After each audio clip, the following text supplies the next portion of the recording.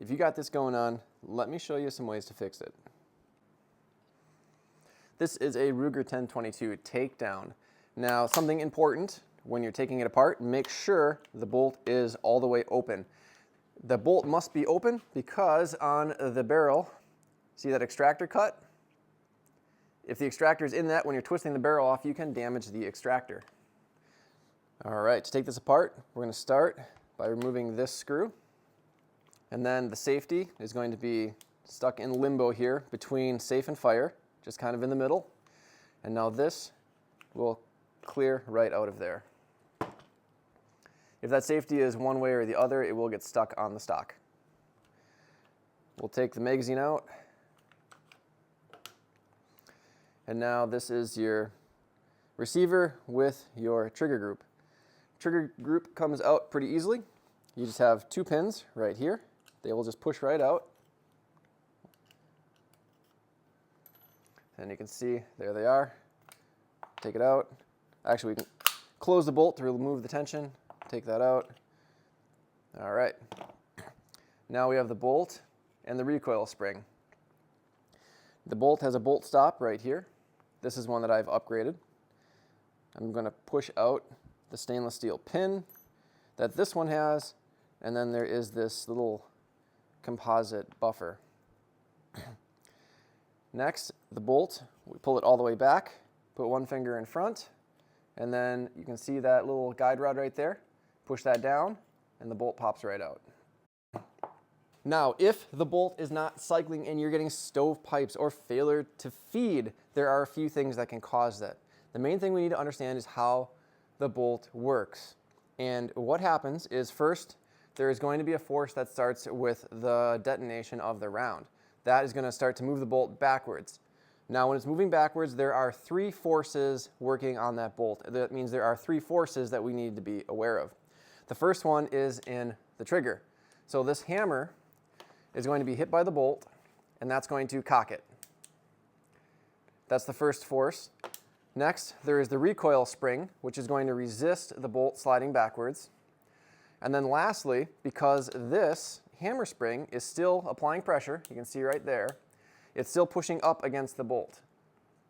Now, as it pushes up against the bolt is going to be pushed into the top of the receiver, and that is another point of friction. So you can see we have a spring force, we have another spring force, and then we have a friction force on the top. Those are the 3 forces that we need to fine-tune.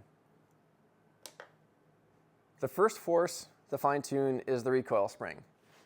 Subsonic ammo, or standard velocity, will work just fine with the factory recoil spring, but you can get aftermarket ones like this one from KIDD that is a 10% reduction. The advantage of this one as well is that this guide rod is polished. That smooth rod is going to reduce friction as this slides along it. The next force to overcome is this hammer being cocked. Now, I'm not going to mess with the springs in here.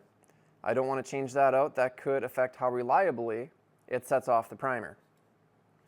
So this needs to be cocked smoothly, and then also it needs to ride smoothly on the surface. Generally, these are both polished. There's really nothing to be done. However, you can put a radius on this part of the bolt, just in case there's anything there that is catching or scratching. That would reduce the friction a little bit as this comes back and glides along like that. So that's a pretty simple one to do. Now, also on the inside, you can put a radius right back here, just in case that is catching on anything inside the receiver. This side should already be polished. If not, you can go ahead and do that. So again, radius and polish, radius and polish, radius and polish. Now this is probably the most important one out of everything. It's the top of the bolt. These surfaces are milled and polished. I also polished this edge right here. You can see how the casting, and then it goes into this polish point. And then also I did add some small little radiuses here on these edges.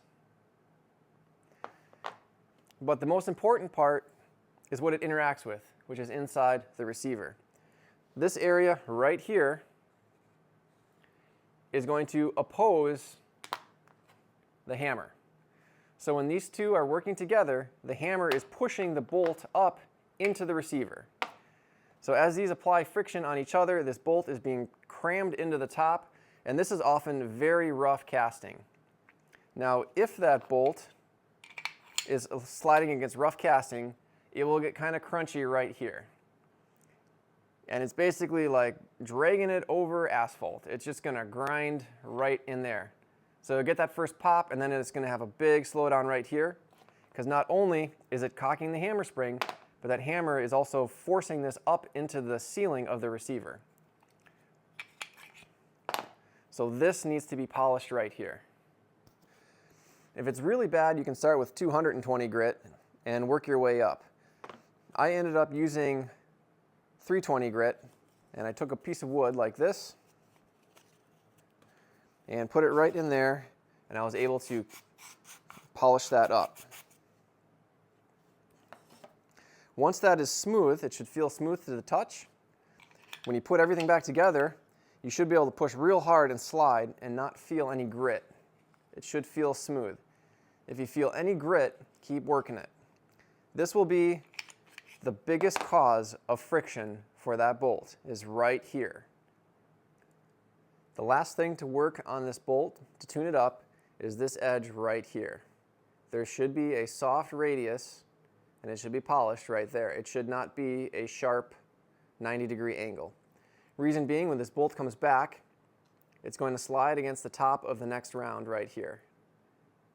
Now, if it is not smooth and polished right there with that gentle radius, it will scratch that top of this bullet, and that will also slow it down.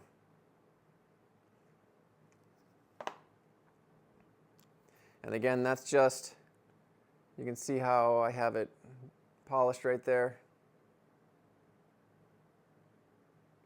Not a lot. You can just keep working it, and eventually if things are running smooth, that's enough. The last thing I'm going to do is just add a little bit of lubricant. I like using frog lube. Realistically, this should run dry, but to prevent any wear, we'll put a little bit of lube on there just to make it slipperier, prevent some wear and tear.